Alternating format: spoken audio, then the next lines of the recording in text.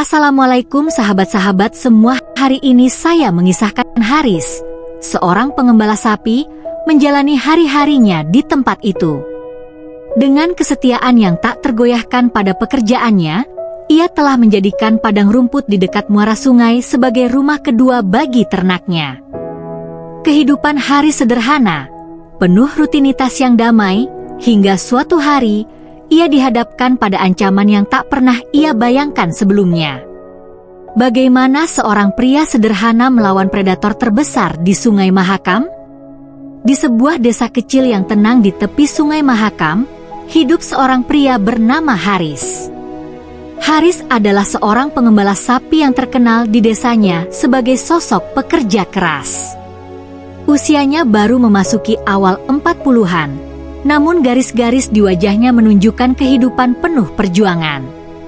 Ia tinggal bersama istrinya, Siti, dan dua anaknya, Ali yang berusia 10 tahun dan Rini yang baru berumur 6 tahun.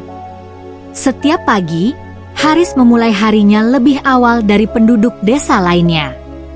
Ia bangun sebelum matahari terbit, ditemani suara kokok ayam dan desiran angin pagi yang sejuk. Setelah mencuci muka dengan air sumur yang dingin, Haris menikmati segelas kopi hangat buatan Siti sambil mengamati langit yang perlahan memerah.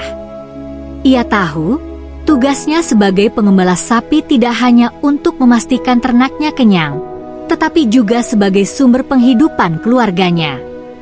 Haris memiliki 10 ekor sapi, semuanya sehat dan terawat dengan baik.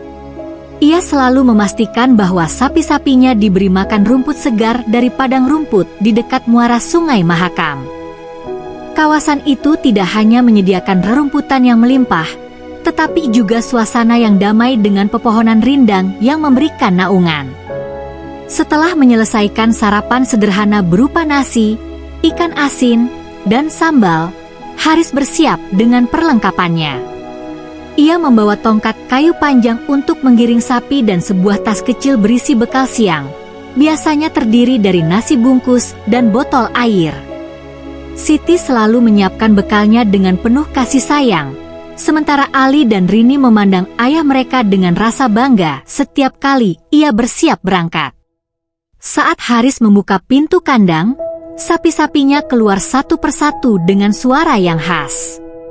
Ia memanggil mereka dengan nama-nama yang ia berikan sendiri, seperti Putih untuk sapi berbulu putih bersih, atau Kecil untuk anak sapi terkecil di kawanan itu.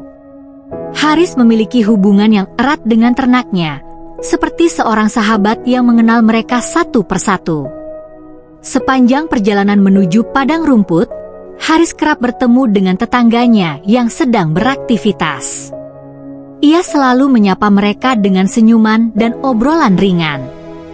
Penduduk desa sangat menghormati Haris, bukan hanya karena kerja kerasnya, tetapi juga karena sikapnya yang rendah hati. Setibanya di padang rumput, Haris membiarkan sapi-sapinya merumput dengan bebas. Ia duduk di bawah pohon besar yang menjadi tempat favoritnya, meletakkan tongkat di sampingnya, dan membuka bekal yang dibawa Siti. Di sela-sela pekerjaannya, Haris sering mengamati keindahan alam sekitar.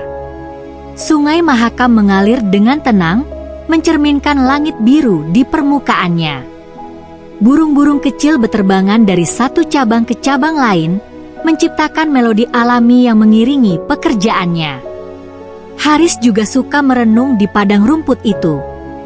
Ia sering berpikir tentang masa depan anak-anaknya, berharap mereka bisa mendapatkan pendidikan yang lebih baik dan kehidupan yang lebih nyaman.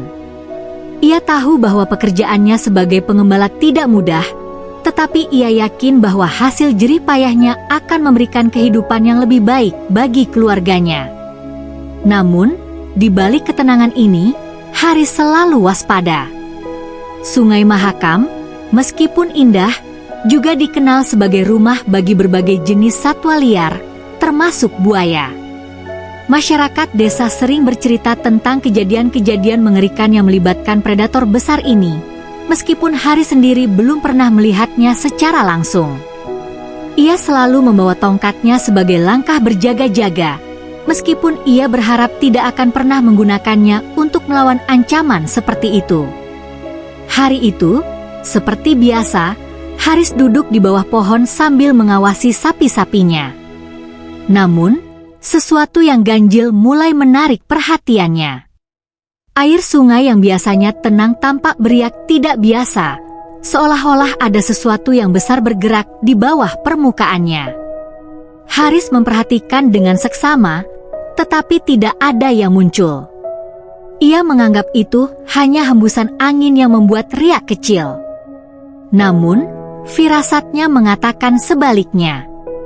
Ia merasa ada sesuatu yang salah.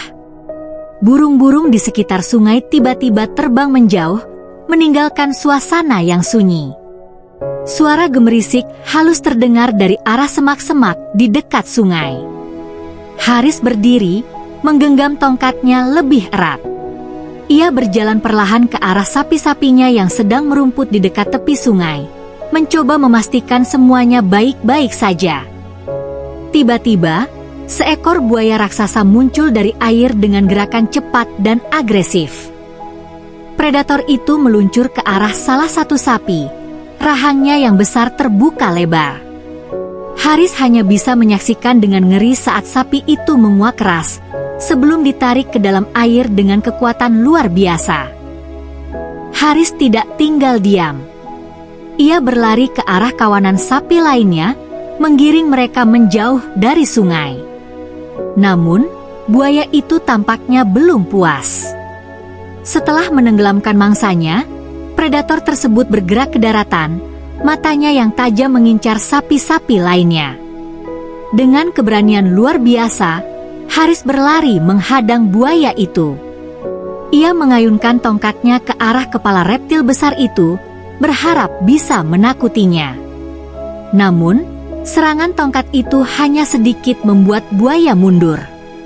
Dengan gerakan yang lebih agresif, buaya itu kembali menyerang, kali ini mengincar Haris. Haris melompat ke samping untuk menghindari serangan mematikan. Ia meraih sebuah batu besar di dekatnya dan melemparkannya ke arah buaya. Batu itu mengenai tubuh predator, tetapi hanya membuatnya semakin marah. Buaya tersebut mengibas-ngibaskan ekornya, menciptakan gelombang debu dan rumput yang berterbangan. Haris tahu bahwa kekuatan fisiknya saja tidak cukup untuk melawan makhluk sebesar itu. Ia mencoba mengarahkan buaya menjauh dari sapi-sapinya, menarik perhatian predator tersebut ke arahnya. Dengan strategi ini, Haris berhasil mengulur waktu, memberikan kesempatan bagi kawanan sapi untuk menjauh ke tempat yang lebih aman. Dengan sisa tenaga yang ada, Haris menemukan sebuah batang kayu besar yang tergeletak di dekat semak-semak. Ia mengambilnya dan menggunakannya sebagai senjata darurat. Dengan sekali ayunan kuat, ia menghantam kepala buaya itu, membuatnya terhuyung mundur. Namun, predator itu masih belum menyerah. Setelah beberapa serangan lagi, buaya tersebut akhirnya menyerah dan kembali ke air. Haris berdiri dengan napas tersengal-sengal, memastikan predator itu benar-benar pergi sebelum ia memeriksa kawanan sapinya. Meskipun satu sapi telah hilang, Haris merasa lega bahwa sebagian besar sapinya selamat. Hari itu menjadi pengalaman yang tidak akan pernah dilupakan oleh Haris. Ia kembali ke rumah saat senja, disambut oleh keluarganya yang cemas menunggu. Dengan suara penuh emosi, Haris menceritakan kejadian yang baru saja dialaminya. Kisah itu menyebar dengan cepat di desa, menjadi peringatan bagi semua orang tentang bahaya yang mengintai di Sungai Mahakam. Haris menyadari betapa berbahayanya hidup di dekat alam liar, tetapi ia juga merasa bersyukur atas keberaniannya memberinya kesempatan untuk bertahan hidup. Kehidupan kembali berjalan seperti biasa, tetapi Haris selalu membawa pelajaran dari pengalaman itu. Ia tidak hanya menjaga ternaknya dengan lebih hati-hati, tetapi juga merasa lebih kuat dan percaya diri untuk menghadapi tantangan hidup berikutnya.